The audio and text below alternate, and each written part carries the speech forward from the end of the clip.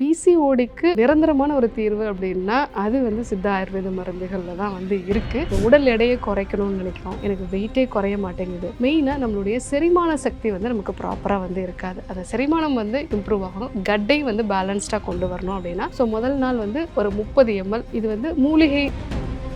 நமக்கு பசி ஏற்பட்டால் தான் நம்ம காலை உணவு வந்து எடுத்துக்கிறோம். கொஞ்சம் வெதுவெதுப்பான வெந்நீர் வந்து நம்ம குடிச்சிட்டே இருக்கிறோம். குழந்தைகளை பொறுத்த வரைக்கும் மலச்சிக்கலை வந்து சரி பண்ணணும் அப்படின்னா நைட்லேயே வந்து ஒரு 10 காஞ்ச திராட்சை, அதுவும் வந்து கருப்பு காஞ்ச திராட்சை நீங்கள் ஊற வச்சுட்டு, இப்போ நிறைய ட்ரெண்டிங் ஆகிட்டு இருக்கு, எல்லா சிறுதானியங்களையும் எல்லாருமே எடுத்துக்கலாம் அப்படிங்கிற மாதிரியான ஒரு நிலை வந்து இருக்குது. பட் சித்த மருத்துவத்தில்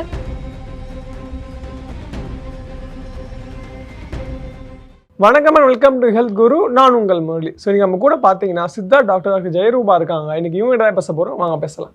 வணக்கம் மேம். வணக்கம் முரளி. எப்படி மேம் இருக்கீங்க? ரொம்ப நல்லா இருக்கேன், நீங்கள் எப்படி இருக்கீங்க? எஸ் மேம், நல்லா இருக்கேன் மேம். ஸோ இப்போ அதே மாதிரி பார்த்தீங்கன்னா ஒரு சில பேர் வந்து பிசிஓஎஸ் அப்படிலாம் பாதிக்கப்படுறாங்க மேம். அவங்க என்ன சொல்கிறாங்கன்னா வந்து நேச்சுரல் மெடிசன் எடுக்க வேணாம் அப்படின்னு சொல்கிறாங்க. உங்கள் கருத்து என்ன அதில்? இல்லை, பிசிஓடிக்கு நிரந்தரமான ஒரு தீர்வு அப்படின்னா அது வந்து சித்த ஆயுர்வேத மருந்துகளில் தான் வந்து இருக்குது. ஏன்னா இது வாழ்வியல் முறையை சார்ந்தது. இந்த பிசிஓடி வந்து சரியே பண்ண முடியாதுன்னு சொல்லுவாங்க. ஏன்னா இது வந்து ஒரு லைஃப் ஸ்டைல் டிஸார்டர். ஸோ இன்னும் சொல்லப்போனால் அம்மாவோட வயிற்றில் ஒரு பெண் குழந்தை இருக்கும் பொழுதே வந்து இந்த பிசிஓடிக்கான சேஞ்சஸ் வந்துடுது அப்படிங்கிறது எல்லாமே ரீசன்ட் ரிசர்ச் வந்து சொல்லுது. ஏன்னா அப்போலேருந்தே அவங்க உடம்புல இந்த இன்சுலினோட எதிர்ப்பு தன்மை வந்து கொஞ்சம் கொஞ்சமாக வந்து உருவாக ஆரம்பிக்குது. அம்மாவுக்கு இப்போல்லாம் பார்த்திங்கன்னா ப்ரெக்னென்சியில் நிறைய இன்ஜெக்ஷன்ஸ் போடுறாங்க, ஹார்மோன்ஸ் எல்லாமே வந்து அவங்களுக்கு தேவையாக இருக்குது. அதே மாதிரி பார்த்திங்க அப்படின்னா அம்மாக்களுமே இப்போ எல்லாமே வந்து அதிகமான இன்சுலின் எதிர்ப்பு தன்மையோடைய அந்த ப்ரெக்னென்சி டைமில் வந்து போகிறாங்க.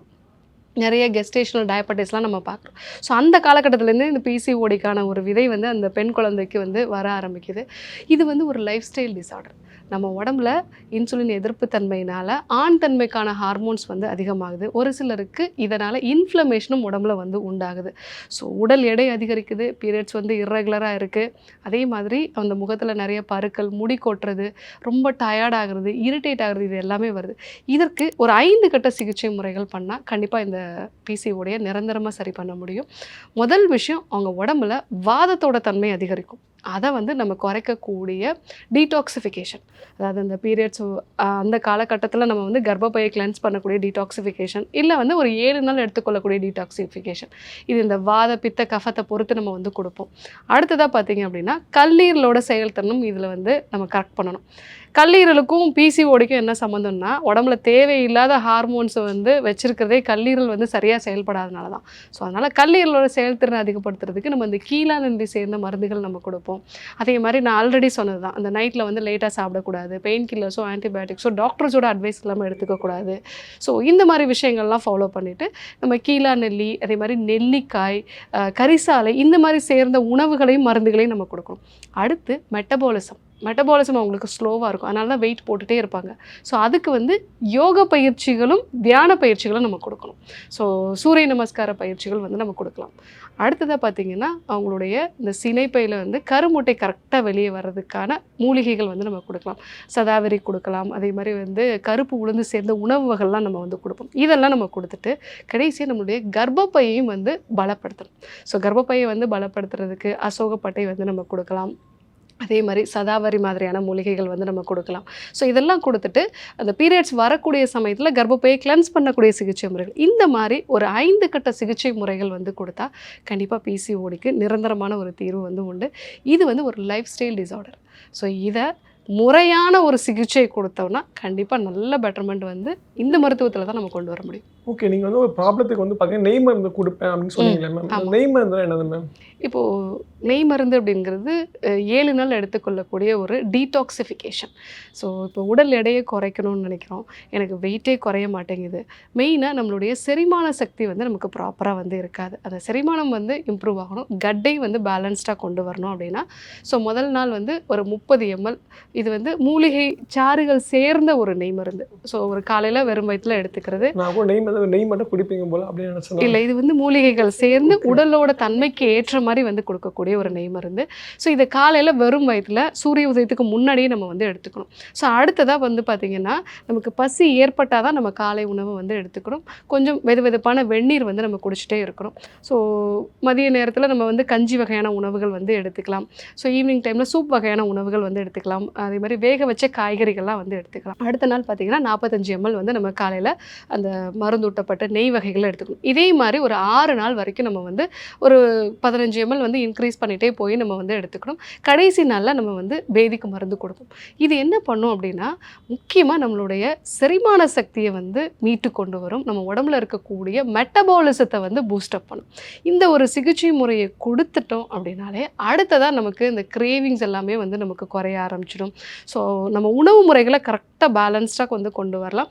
இது நபருக்கு நபர் மாறுபடும். பிசிஓடியில் இருக்கிறவங்களுக்கோ இல்லை வந்து நான் ஆல்ரெடி சொன்ன மாதிரி வந்து சில பெண்களுக்கு வந்து ஒரு 40+ வந்து வெயிட் கெயின் ஆகிறது, அதே மாதிரி ஆண்களுக்கு இந்த தொப்பை வந்து உண்டாகிறது, ஸ்ட்ரெஸ்னால வரக்கூடிய வெயிட் கெயின், இதை பொறுத்து அவங்களுக்கு என்னென்ன மூலிகைகள் சேர்க்கணும் அப்படிங்கிறது கொஞ்சம் மாறுபடும். ஆனால் எல்லாருக்குமே இதே மாதிரியான ஒரு சிகிச்சை முறை தான். ஒரு 7 நாள் எடுத்துக்கிட்டாலே அவங்களுடைய கட் இம்ப்ரூவ் ஆகும். அதன் மூலமாக ஈஸியாக அடுத்தடுத்த ஒரு விஷயம், நீங்கள் டயட் ஃபாலோ பண்ணுறீங்க, எக்ஸசைஸ்லாம் ஃபாலோ பண்ணுறீங்கன்னா ஆட்டோமேட்டிக்காக வெயிட் குறையும். ஓகே. அதே மாதிரி ஒருத்தவங்களுக்கு அடிக்கடி சளி பிடிக்கிறதுக்கு என்ன மேம் காரணமாக இருக்குது? ஸோ அது அவங்களுடைய நோய் எதிர்ப்பு சக்தி கம்மியாக இருக்கும், இல்லை அவங்க கஃப உடல்னராக வந்து அவங்க இருப்பாங்க. இந்த 2 விஷயம் தான் காரணமாக இருக்கும். ஸோ ரொம்ப காமனாக நம்ம பார்க்குறது பார்த்திங்கன்னா, குழந்தைங்களுக்குலாம் நிறைய சளி பிடிக்கும். அவங்களுக்கு ஒரு 13 வயசு வரைக்கும் ஸோ நம்ம சூழ்நிலையில் இருக்கக்கூடிய சில கிருமிகள் உள்ளே போய் அதுக்கேற்ற மாதிரி ஆன்டிபாடிஸ் உள்ளே ப்ரொடியூஸ் ஆகணும். அதனால் அடிக்கடி சளி பிடிக்கும். இல்லை கஃப உடல்னராக இருக்காங்க.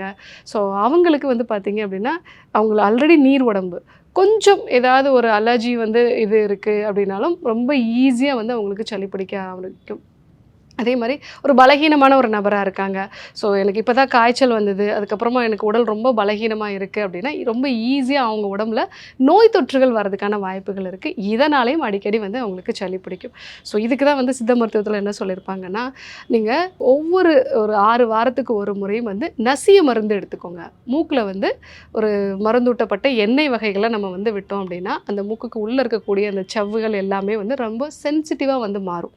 ஸோ அப்போது சாதாரணமாக ஒரு கிருமி உள்ளே போகும்போது அங்கேயும் உங்களுக்கு அந்த விஷயத்தை ப்ராப்பராக வந்து அது அழிச்சிடும். ஸோ அது வந்து நமக்கு இன்ஃப்ளமேஷன் ஆகிறதுனால தான் ரிப்பீட்டடாக நமக்கு வந்து சளி பிடிக்கும். ஒவ்வொரு 6 வாரத்துக்கு ஒரு முறையும் நீங்கள் வந்து இந்த நசிய சிகிச்சை முறைகள் பண்ணால் சளி வந்து அதிகமாக பிடிக்காமல் அவாய்ட் பண்ணிக்கலாம். முக்கால்வாசி பேர் பார்த்தீங்கன்னா மலச்சிக்கல் பிரச்சனையால கஷ்டப்படுறாங்க மேம். இந்த மலச்சிக்கல் சரியாக்க ஹோம் ரெமெடி இருக்கா? இருக்குது. ஆக்சுவலி என்னென்னா, மலச்சிக்கல்ங்கிறது முதல்ல எதனால் வருதுன்னு பார்க்கணும். தண்ணி சரியாக குடிக்கலையா? தண்ணி நல்லா வந்து குடிக்கணும். இல்லை நீங்கள் உணவில் ரொம்ப வறட்சியான ஃபுட்டாக நிறைய எடுத்துக்கிறீங்களா? அப்போ அதை நீங்கள் வந்து கரெக்டாக நல்ல பழங்கள், காய்கறி, கீரைகள் நிறைய வந்து நம்ம எடுத்துக்கணும். ஸோ இது இல்லாமல் சில பேருக்கு ஒரு சில மாத்திரைகள்லாம் எடுத்துப்பாங்க. ஒரு இரும்புச்சத்து மாத்திரைகள் வந்து எடுக்கிறாங்க, இல்லை ஒரு ஹார்மோனல் மெடிசன் எடுக்கிறாங்க, இல்லை ஸ்டீராய்டு வகையான மருந்துகள் எடுத்துக்கிறாங்கன்னா அதனோட பக்க விளைவாக வந்து அவங்களுக்கு மலச்சிக்கல் வரலாம். ஸோ அதனால் எதனால் வருதுங்கிறத பார்க்கணும். ரொம்ப காமனாக வந்து பார்த்திங்கன்னா தண்ணி சரியாக குடிக்காதனால வந்து வரும். அதே மாதிரி பழங்கள், காய்கறிகள் எடுத்துக்காதனால வரும். ஸோ இன்னும் பார்த்தீங்கன்னா இந்த வயதானவர்களுக்கும் வந்து அவங்களுக்கு எல்லாமே கரெக்டாக எடுத்தாலும் மலச்சிக்கல் வந்து வரும். குழந்தைகளை பொறுத்த வரைக்கும் மலச்சிக்கலை வந்து சரி பண்ணணும் அப்படின்னா நைட்லேயே வந்து ஒரு 10 காஞ்ச திராட்சை, அதுவும் வந்து கருப்பு காஞ்ச திராட்சை நீங்கள் ஊற வச்சுட்டு காலையில் அந்த தண்ணியை லைட்டாக ஹீட் பண்ணி அந்த தண்ணியை குடிச்சிட்டு அது வந்து காஞ்ச திராட்சையை அவங்கள நல்லா மென்று சாப்பிட சொல்லிட்டீங்க அப்படின்னா அவங்களுக்கு அந்த மோஷன் வந்து நல்லா ஃப்ரீயாக வந்து போயிடும். ஸோ இதுவே ஒரு நடுத்தர வயதில் இருக்காங்க, அவங்களுக்கு மலச்சிக்கல் வந்து இருக்குது அப்படின்னா ஸோ காலையில் ஒரு டீஸ்பூன் அளவுக்கு சோம்பு, அது கூட ஒரு 2 டம்ளர் தண்ணி விட்டு நல்லா கொதிக்க வச்சுட்டு அதில் ஒரு 1/4 டீஸ்பூன் அளவுக்கு இந்துப்பு, ஒரு அரை எலுமிச்சை சாறு, ஸோ இதை வந்து நல்லா வெதுப்பாக காலையில் வெறும் வயிற்றில் வந்து நீங்கள் குடிச்சிட்டு ஒரு 2 நிமிஷம் வந்து நீங்கள் நடக்க ஆரம்பிச்சிங்கனாலே உங்களுக்கு வந்து இந்த மோஷன் வந்து ஃப்ரீயாக வந்துடும்.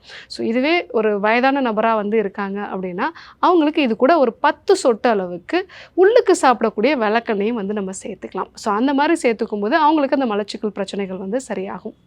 ஸோ இது எல்லாமே என்ன காரணத்தையும் நம்ம வந்து பார்த்துக்கணும். அது கூட இந்த மாதிரி ஹோம் ரெமடிஸையும் வந்து நம்ம வந்து ரெகுலராக ஃபாலோ பண்ணலாம். இதனால் எந்த ஒரு பக்க விளைவுகளும் வந்து வராது.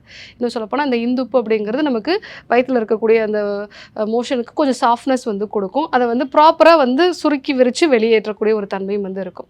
ஸோ குழந்தைகளை பொறுத்த வரைக்கும் நம்ம அந்த காஞ்சி திராட்சை அப்படிங்கிறது அது வந்து நம்ம வயிற்றில் இருக்கக்கூடிய அந்த பெரிஸ்டால்சிஸ் மூவ்மெண்ட்டை வந்து அதிகரிக்கும். ஸோ அதன் மூலமாக அவங்களுக்கு வந்து அந்த மோஷன் வந்து ஃப்ரீயாக வந்து போகும். ரெகுலராக நல்லா தண்ணி குடிக்க வேண்டியது நல்லது. நைட்டில் வந்து ஒரு வாழைப்பழம் வந்து நம்ம எடுத்துக்கலாம். அதே மாதிரி காய்கறி, கீரைகள் வந்து நிறைய எடுத்துக்கிட்டோம் அப்படின்னா மலச்சிக்கல் பிரச்சனையை சரி பண்ணிடலாம். ஓகே. இப்போ அதே மாதிரி வந்து பார்த்தீங்கன்னா ஒரு சில பேர் என்ன நினச்சிக்கிறாங்கன்னா சத்து மாவு அப்படின்ட்டு அது பேக்கெட்டில் வந்து பார்த்தீங்கன்னா 30+ இன்க்ரீடியன்ஸ் இருக்குது, அதை வாங்கி வந்து காலைல மிக்ஸ் பண்ணி குடிக்கிறாங்க. அப்படி சாப்பிட்றது பெஸ்ட்டா, இல்லை பர்டிகுலராக வந்து இந்த மாதிரி மில்லட்ஸோ இல்லை இந்த மாதிரியான நியூட்ரியன்ஸ் எடுக்கிறது பெஸ்ட்டுன்னு நினைக்கிறீங்களா? யூஸ்வலாக அந்த சிறுதானியங்கள்னு சொல்லும் பொழுது இப்போ நிறைய ட்ரெண்டிங் ஆகிட்டுருக்கு. எல்லா சிறுதானியங்களையும் எல்லாருமே எடுத்துக்கலாம் அப்படிங்கிற மாதிரியான மாதிரியான ஒரு நிலை வந்து இருக்குது. பட் சித்த மருத்துவத்தில் உங்களோட உடலை பொறுத்து தான் வந்து இந்த உணவு முறைகளும் இருக்கணுங்கிறத சொல்லியிருப்பாங்க. இப்போ சில பேருக்குலாம் வந்து பார்த்தீங்கன்னா கேழ்வரகு சாப்பிட்டா உடம்பு சூடாயிடுச்சு, எனக்கு மோஷன் சரியாக போகலைன்னு சொல்லுவாங்க. ஒரு சிலர் பார்த்தீங்க அப்படின்னா இந்த கேழ்வரகு எடுத்துட்டா எனக்கு வந்து அடிக்கடி மோஷன் போகுது அப்படிங்கிறத சொல்லுவாங்க. அதே மாதிரி வந்து பார்த்தீங்க அப்படின்னா வரகு எடுத்துக்கிட்டால் ஒரு சிலருக்கு உடம்புல அரிப்பு அதிகமாகுது, ஆல்ரெடி அலர்ஜி இருந்தது எனக்கு இப்போ வந்து அது அதிகமாகுது அப்படிங்கிறத சொல்லுவாங்க. ஸோ அதே மாதிரி தான் வந்து திணை குதிரைவாலி அப்படிங்கிறது உடம்போட தன்மைக்கு ஏற்ற மாதிரி வந்து நம்ம அதை வந்து எடுத்துக்கிறது நல்லது. ஸோ வீட்டிலேயே நீங்கள் இந்த சிறுதானியங்களை முளைக்கட்ட வச்சு அதை நீங்கள் வந்து சத்து மாவாக ப்ரிப்பேர் பண்ணுறீங்க அப்படின்னா அது உங்களுக்கு உபயோகமாக இருக்கும். ஏன்னா இந்த சிறுதானியங்களில் ஆன்டி நியூட்ரியன்ஸ்ங்கிறது அதிகமாக இருக்குது. இப்போ நீங்கள் அரிசியை விட இந்த சிறுதானியங்களில் நிறைய வந்து அந்த ஆன்டி நியூட்ரியன்ஸ் இருக்கிறதுனால நீங்கள் அதை அப்படியே பவுடர் ஆக்கி நீங்கள் வந்து பயன்படுத்துகிறீங்கன்னா உங்களுக்கு அது பெரும்பாலும் சத்துக்கெல்லாம் உள்ளே போகாது, அது மலத்தோட வெளியே போயிடும். ஸோ நீங்கள் அதை முளைக்கட்ட வைக்கும் பொழுது அதில் இருக்கக்கூடிய இந்த ஆன்டி நியூட்ரியன்ஸ் எல்லாமே வந்து குறைய ஆரம்பிக்கும். அதுக்கப்புறம் நீங்கள் லைட்டாக வந்து அதை வறுத்துட்டோ இல்லை வெயிலில் காய வச்சோ அரைக்கும் பொழுது உங்களோட உடலுக்கு ஏற்ற மாதிரி வந்து நீங்கள் அதை பயன்படுத்திக்கலாம். ஸோ இந்த மாதிரி சிறுதானியங்களை நீங்கள் சத்து மாவு வந்து தயாரிக்கிறீங்க அப்படின்னா குழந்தைங்களுக்கு அதை நீங்கள் கொடுக்கும்போது நல்லா அதை ஊற வச்சுட்டு அந்த தண்ணீரை வந்து வடிச்சிட்டு அதை வந்து நீங்கள் பால் சேர்த்து ஒரு மால்ட் மாதிரி ப்ரிப்பேர் பண்ணி கொடுக்கலாம். ஸோ நடுத்தர வயதில் இருக்காங்க, பெரியவங்களாக இருக்காங்கன்னா கண்டிப்பாக நீங்கள் ஒரு சத்து மாவு கஞ்சி மாதிரி ப்ரிப்பேர் பண்ணி அது கூட மோர் கலந்து கொடுக்கறது நல்லது. நான் ஆல்ரெடி சொல்கிற மாதிரி இதில் வந்து இந்த ஆன்டி நியூட்ரிஷன்ஸ் வந்து நிறைய இருக்கிறதுனால உங்களுக்கு அது சரியாக செரிமானம் ஆகாமல் உடல்களை விட்டு வெளியே போகிறதுக்கு நிறைய வாய்ப்புகள் இருக்குது. அதனால் நீங்கள் வீட்டிலேயே முளைக்கட்டை வச்சு ப்ரிப்பேர் பண்ணுறது பெஸ்ட். ஸோ சொன்ன மாதிரியே பார்த்தீங்கன்னா நிறைய தகவல்களை எல்லாம் பகிர்ந்துக்கிட்டீங்க. உங்கள் நேரத்தை எங்களுக்கு செலவிட்டதுக்கு மிக்க நன்றி. நன்றி.